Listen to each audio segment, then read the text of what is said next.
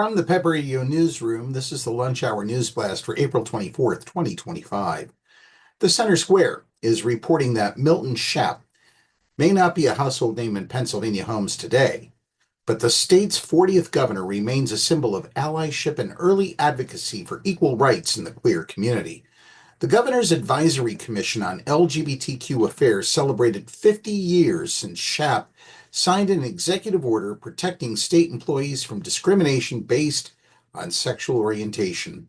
Philadelphia gay news publisher Mark Segal recalled being at Stonewall, the event that spurred him toward activism. His journey ultimately led him to a meeting with Shapp that would help turn the tides of history for Pennsylvania's LGBTQ plus community.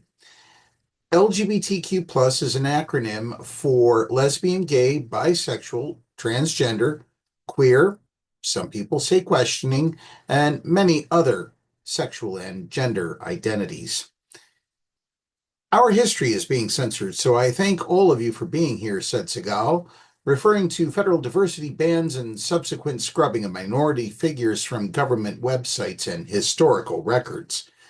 Shapp coaxed Segal to sign up to join the Pennsylvania State Police in order to illustrate the point that gay men were as capable and therefore as deserving of the job as their straight counterparts.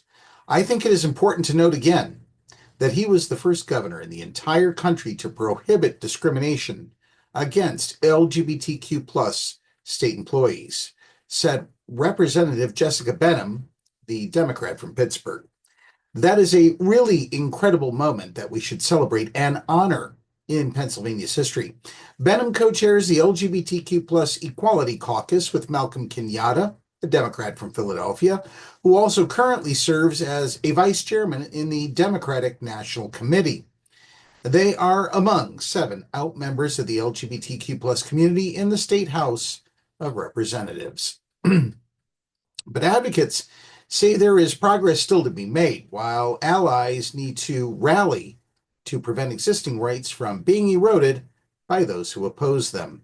There are freedoms that Malcolm and I enjoy as Black people in this Commonwealth that we do not enjoy as queer people in this Commonwealth, said Representative Izzy Smith-Wade-L., the Democrat from Lancaster.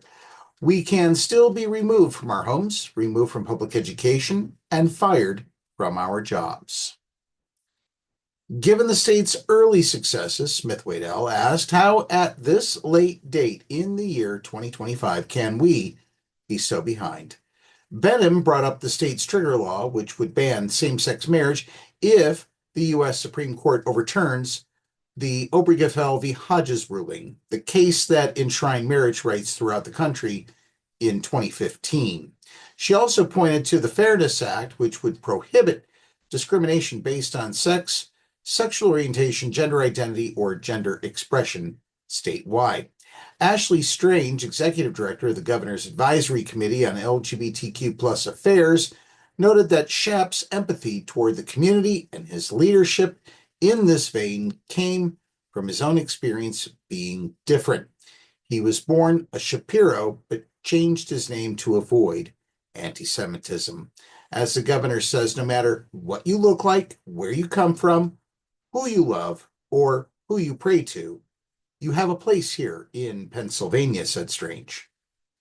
Well, if you are watching our news videos on YouTube, please subscribe to the Pep Radio channel. Beginning May 1st, we will be adding extra news blasts that won't necessarily be aired on Pep Radio via the Live 365 app. Stay informed and keep advocating. That's the news blast for this hour. Up next is the National Weather Service forecast for the Meadville area on Pep Radio.